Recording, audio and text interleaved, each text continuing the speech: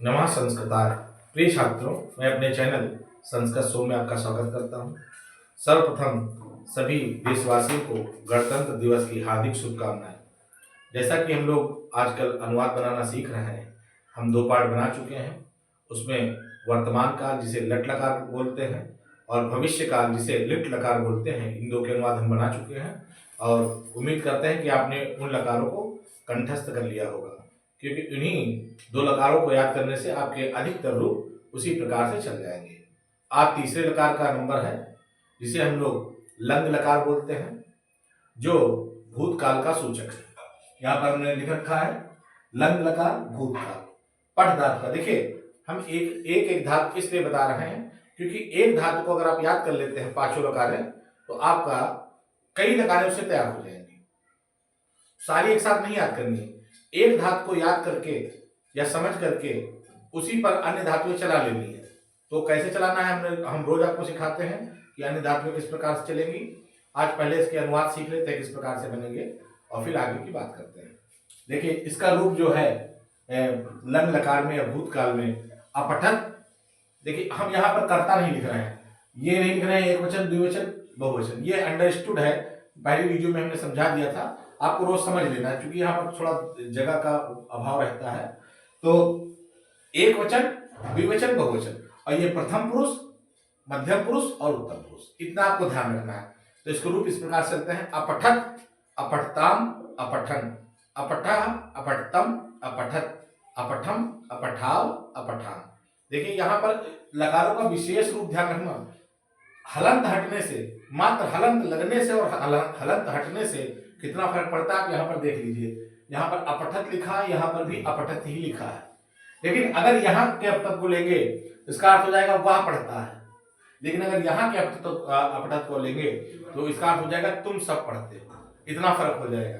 इसे लकारों में विसर्ग हलंत का विशेष ध्यान रखना चाहिए। हलंत और विसर्ग का ध्यान अगर आप नहीं रखते हैं तो वाक्य का अर्थ का अनर्थ हो जाएगा, अर्थात बनाना आपको कुछ है और वाक्य आपका कुछ और बन जाएगा। इसलिए हलंत, बहुत लोग कहते हैं हलंत से क्या फर्क पड़ता है, कहीं लगा दो कहीं से हटा दो, ऐसा नहीं है। सब संस्कृत की व्याकरण बहुत ही स्पष्टीकरण युक्त व्याकरण है और बहुत ही बंधी हुई सिस्टमैटिक व्याकरण है। अगर इसमें जरा सा भी आप इधर से उधर करते हैं तो व्याकरण में वाक्य का अर्थ और भाव बदल जाता है।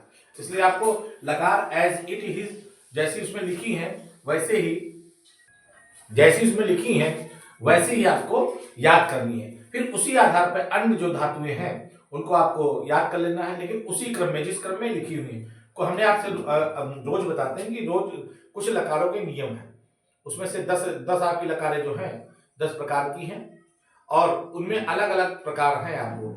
जैसे दा धातु है उसका थोड़ा चेंज है, चुर धातु है उसका थोड़ा अलग है, ठीक है, विद धातु है, तो सबके रूप थोड़ा अलग अलग चलते हैं। लेकिन अधिकतर धातुएं क्या है, परस्मै पदे की आप एक याद करते हैं तो आपकी अन्य धातुएं भी वैसी ही चल जाती हैं, कुछ को छोड़ करके, लेकिन अधिकतर आपकी वैसी ही चलती है।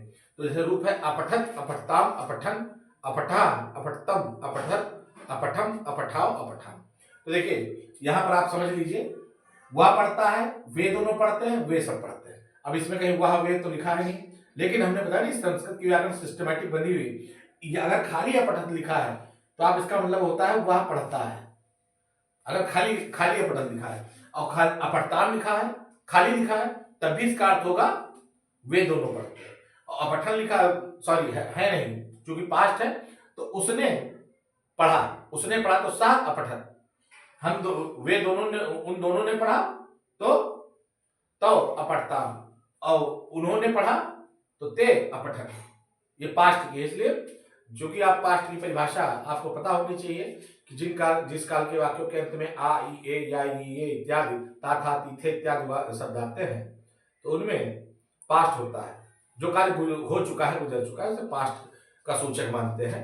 और इसमें चूंकि 3 प्रकार के पास्ट हैं संस्कृत में, तो अभी जो आपके कार्य का है, मतलब आपके मतलब का है, वो हम बता रहे हैं आपको। इसके बाद अगर आवश्यकता पड़ेगी तो उनको भी बताएंगे। तो यहाँ पर आप ध्यान दीजिए, अपठत अपठताम अपठत, इसके कुछ अनुवाद बनाकर हम लोग समझते हैं, तब ज्यादा बात समझ में आएगी।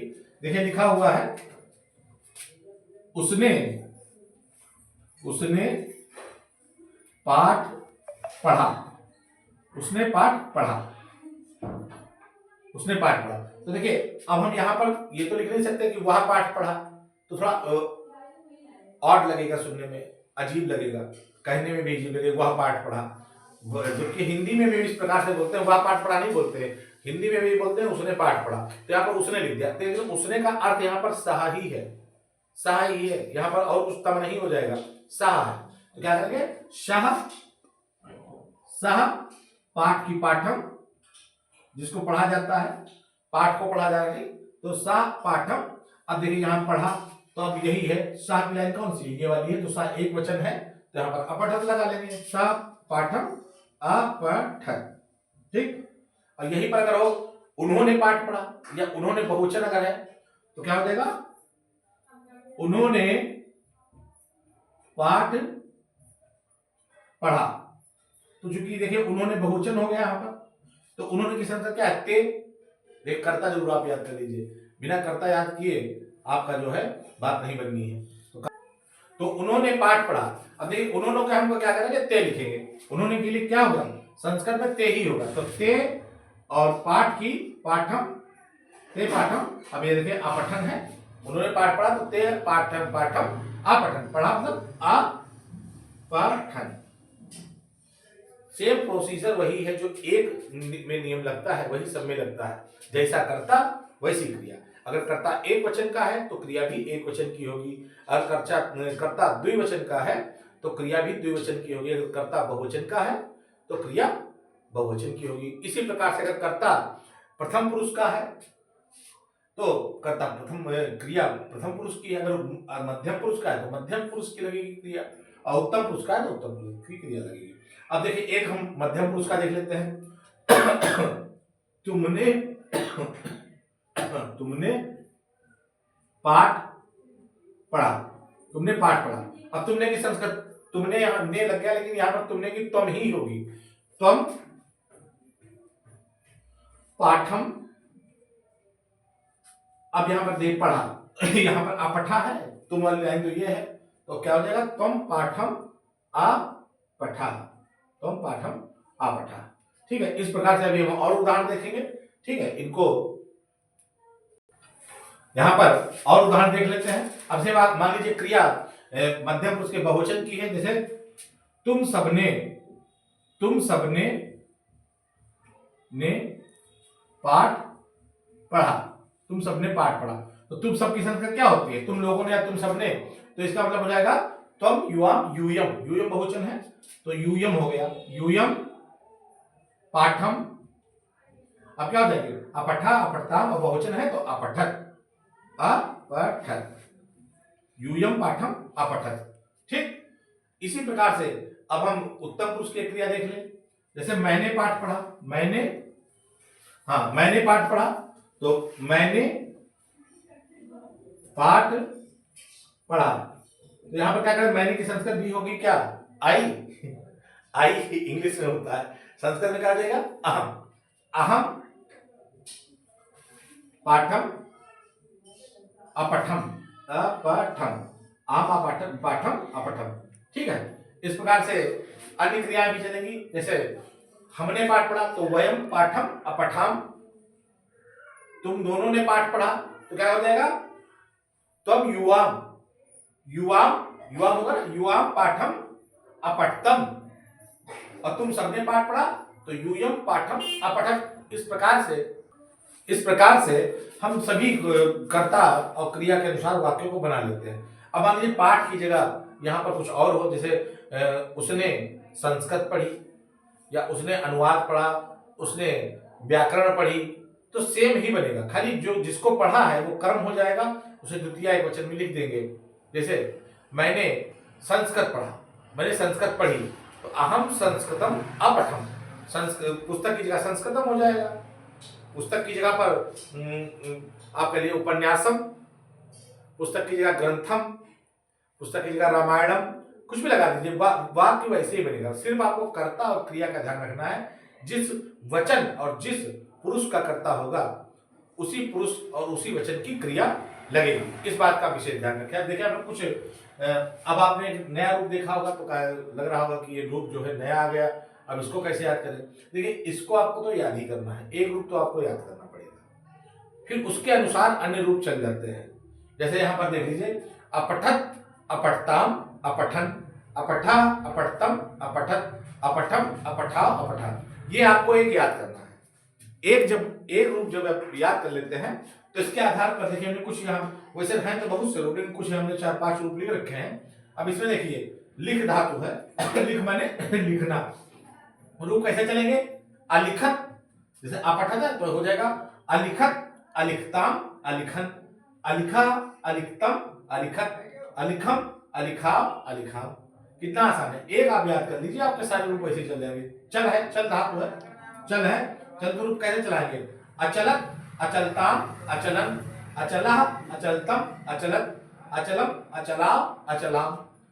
हस धातु है, आहसत, आहस्ताम, आहसन, आहसा, आहस्तम, आहसत, आहसम, आहसाव, आहसाम।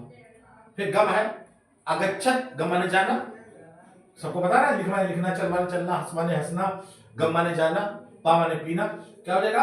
अगच्छत, अगच्छताम, अगच्छन, अगच्छः, अगच्छतम, अगच्छत, अगच्छम, अगच्छाव, अगच्छाम। कुछ नहीं कठिन है। पा है, अपिबत, अपिबताम, अपिबन, अपिबह, अपिबतम, अपिबत, अपिबम, अपिबाव, अपिबम। इस प्रकार से अगर आप एक रूप याद कर लेते हैं तो आपके कई रूप चल जाते हैं। देखिए, रूप को याद करने से लाभ क्या है? सब कुछ, जो कुछ वाक्य होते हैं उनमें क्या होता है? कर्ता और क्रिया ही तो होती है, बाकी और अन्य चीजें कुछ जुड़ी होती है, कर्ता और क्रिया ही मुख्य होती है। तो आप अगर एक क्रिया याद करते हैं तो आपके पहली बात तो शब्द रूप में काम आएगी, धातु रूप में काम आएगी, वाच्य परिवर्तन होता है उसमें काम आएगी, अनुवाद में काम आएगी, कारक में काम आएगी, हर जगह काम आएगी। इसलिए आपको हमारी राय तो यही है कि आपको जरूर और जरूर याद कर लेना चाहिए, क्योंकि याद किए बगैर आपका संस्कृत विषय में कमांड नहीं हो पाएगा जब तक क्रियाएं आपको याद नहीं है। तो क्रिया अर्थात लकारें आपको याद होनी, कम से कम 5 लकारें जरूर याद कर लीजिए। तीसरी आज हम पढ़ा रहे हैं, 2 और पढ़ाएंगे, इसके बाद फिर कारक के अनुवाद शुरू करेंगे। अब देखिए, जैसे यहाँ पर लिखा, एक एक इसका अनुवाद हम लोग देख लेते हैं। जैसे मैंने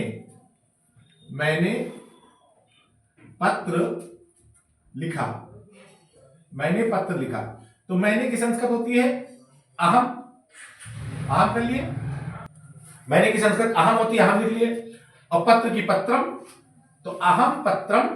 अब यहां लिखा है, पास्ट है, पास्ट मतलब भूतकाल है, तो अहम वाली लाइन ये है, तो अपठम है तो क्या हो जाएगा? अलिखम, अहम पत्रम अलिखम,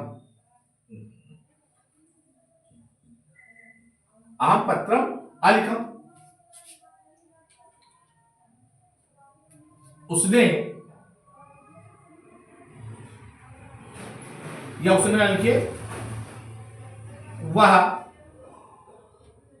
चला गया, वह चला गया, ठीक है। तो वह चला गया, तो यहां पर क्या करेंगे? वह की संस्कृत क्या होगी? सह। और चला गया अचलत, यहां पर अपठत तो अचलत हो जाएगा, सह अचलत, अचलत, ठीक है। इसी प्रकार से हंसता, तुमने हंसा, ठीक है। तुमने लाइन ये है, और ये वाली पठ वाली है, ये लाइन है। तुमने एक वचन है चूंकि, तो हम क्या करेंगे? तुमने को क्या लिखेंगे? तुमने हंसा, तुमने हंसा, तो तुमने की तुम, और अपठा है तो आहसा हो जाएगा, आहसा, आहसा। इस प्रकार से याद के अनुवाद बनते हैं। अब से वह गया, वह गया, तो यहां पर क्या हो जाएगा? यहां पर वह गया, तो सह अगच्छत, सह अगच्छत, वह गया मीन्स सह अगच्छत। तुमने जल पिया, या मैंने जल पिया, या उसने जल पिया, या हमने जल पिया, ठीक है। तो वो हमने की वयम हो जाएगी, वयम जलम अपिबाम, ठीक है। वयम जलम अब तुमने जल पिया तो तुम जलम अपिबा, और उन्होंने जल पिया तो ते जलम अपिबन। इस प्रकार से सेंटेंस बनाए, जैसा करता हो उसी प्रकार की आप क्रिया लगा दीजिए, आराम से सेंटेंस बन जाएगा। सेंटेंस बनने में कोई दिक्कत नहीं। तो हमारी आपसे एक ही राय है कि आप जरूर और जरूर अनुवाद का, जो अगर संस्कृत में अनुवाद करना आप सीखना चाहते हैं, तो रोज आप छोटी सी क्लास होती है 10-5 मिनट की, तो उसको आप जरूर देखें और इसमें आप क्रियाओं को याद करिए। आपको अगर अनुवाद बनाने नहीं आते हैं तो बिल्कुल आपके अनुवाद अच्छे से बनने लगेंगे और संस्कृत आपको सरल लगने लगेगी। बस आपको एक काम करना है, सिर्फ 5 लकार याद कर लीजिए। 5 लकार अगर आप याद कर लेंगे तो आपकी अच्छी पकड़ हो जाएगी संस्कृत पे। और आपको क्रियाएं, क्योंकि हमने आपको बताया कि सब याद नहीं करनी है, 5 याद कर लीजिए, उससे सैकड़ों क्रियाएं आपकी बन जाएंगी, सैकड़ों क्रियाएं आपकी तैयार हो जाएंगी। लेकिन कम से कम 5 तो याद करनी ही पड़ेंगी। थोड़ा बहुत तो काम, देखिए किसी विषय पर हो, कोई भी अगर कोई काम करना हो तो आदमी थोड़ा बहुत पैसा तो अपने पास से लगाता ही, कोई भी कार्य शुरू करना है। तो अगर आपको संस्कृत समझनी है, सीखनी है, तो थोड़ा बहुत तो बेसिक तो याद करना पड़ेगा। बेसिक याद के बगैर कैसे काम चलेगा? अगर शुरुआत से आपको जड़ से सीखनी है तो बेसिक में यही क्रियाएं हैं, लट लकार, लोट लकार, लंग लकार, विधिलिंग और लिट लकार। ये 5 लकार आप याद कर लीजिए, अभ्यस्त कर लीजिए, तो इससे संस्कृत आपकी शार्प हो जाएगी, अच्छी हो जाएगी। तो इस प्रकार से आपका अनुवाद बनाने हैं। इन अनुवादों में जब हम कारक का प्रयोग करके बनाएंगे तो आपके कठिन वाले सेंटेंस जो नहीं बनते हैं वो भी बनने लगेंगे। जैसे वह घोड़े से गिरा, अब देखिए पास्ट है, ये पास्ट है, तो इसमें कर्ता क्रिया, तो कर्ता हो गया वह और क्रिया हो गया गिरा। लेकिन घोड़े से गिरा, तो यहाँ पर घोड़े से संबंध छूट रहा है, तो अपादाने पंचमी होता, तो घोड़े की पंचमी लग जाएगी। तो हम कारक की बात है, कारक बाद में समझाएंगे। अभी आप सीधा सीधा पहले सीख लीजिए। अगर सीधा ही नहीं सीख पाएंगे तो कारक वाले नहीं समझ में आएंगे, तब तक कंफ्यूजन हो जाएगा। इसलिए अगर अनुवाद सीखने हैं तो पहले आपका सिंपल अनुवाद सीख लीजिए, साधारण अनुवाद सीख लीजिए। और उनमें भी क्या करना है, साधारण अनुवादों को सीखने के लिए आपको कर्ता और उसके साथ में क्रियाएं, कर्ता हमने 9 लिखाए थे, सह दौते तुम युवाम यूयम अहम आवाम वयम। हाँ, तो इसी प्रकार से आपको कर्ता और क्रियाओं का विशेष ध्यान रखना है, और कर्ता और क्रियाओं का विशेष ध्यान रखेंगे तो आपके अनुवाद गलत नहीं होंगे। फिर अनुवाद में आपको कैसे प्रोसेसिंग लानी है, कैसे उसमें चीज़ों को बढ़ाना है, उसके विषय पे आगे जब पढ़ते जाएंगे तो उसमें चीज़ों को हम ऐड करते जाएंगे। और अनुवाद में तो इतना ही, लेकिन आज सोच रहे हैं कि एक श्लोक भी आपको सुना दिया जाए और उसका कुछ अर्थ बता दिया जाए, क्योंकि 26 जनवरी का दिन है और इस दिन भारत का दिन है, तो इसके विषय में थोड़ा सा बताना भी आवश्यक है। एक श्लोक लिखा हुआ है, अयम निजा परो वेत्ति गणना लघु चेतसाम उदार चरिता नाम तो वसुधैव कुटुंबकम। देखिए कहा गया है ये मेरा है। जैसे भारतीयों को कहा जाता है ना कि भारतीय लोग हो सकता है भेदभाव करते हो, जातियों में बांट रखे हैं दूसरे को, ऐसा नहीं है। वैदिक पद्धति इस प्रकार की नहीं थी। भारतीयों के लिए तो पूरा विश्व ही उनका परिवार था, क्योंकि डिवाइडेशन तो बाद में होता गया, कहीं अफ्रीका बन गया, कहीं सऊदी अरब बन गया, कहीं ईरान बन गया, कहीं इराक बन गया, पहले तो भारत ही था। तो भारत में क्या है, कहा गया है कि यह मेरा है, अयम निजा, यह मेरा है, परोवेत्यो, यह दूसरे का है, गणना लघुचेतसाम, ऐसी गणना या ऐसा डिवाइडेशन छोटी बुद्धि के लोग जिनका क्षुद्र चरित्र है वो कहते हैं ये मेरा है, वो तुम्हारा है, ये अपना अपना बंटवारा छोटे लोग करते हैं। और उदार चरित्र, जो उदार चरित्र हैं, जो भारत के लोग उदार चरित्र के होते हैं, और उदार चरित्र के इसलिए होते हैं क्योंकि भारत में जो भी आया उसको भारत ने शरण दी। लेकिन भारतीय संग ऐसा नहीं होता है। भारतीय तो जहाँ पर भी इनको भगाया जा रहा है, कहीं मार के भगाया जा रहा है, कहीं धर्म के नाम पे भगाया जा रहा है, काट कर भगाया जा रहा है, डराकर भगाया जा रहा है। लेकिन यहाँ भारत को अगर ध्यान से देखें तो भारत में तो आप खुद ही जानते हैं कि भारत में कौन कौन रह रहा है, कौन कौन नहीं रह रहा है। सभी धर्म और सभी संप्रदाय के लोग रह रहे हैं, पर हर जगह इस प्रकार की व्यवस्था नहीं है। खास तौर से कि जो लोग बहुत कट्टरता को साधते हैं, कट्टरता को मानते हैं, उनके यहाँ तो कतई जगह नहीं है।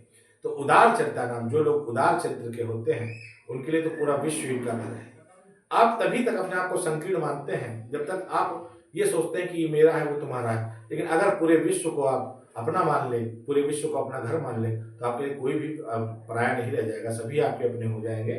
तो इन्हीं बातों के संग या इसी श्लोक के साथ मैं अपनी वाणी को विराम देता हूँ। कल हम अनुवाद के सेशन में किसी नए क्या अगला जो रहे लोट लकार और विधिलिंग रह गया है, तो लोट लकार और विधिलिंग के साथ मिलते हैं। तब तक के लिए धन्यवाद।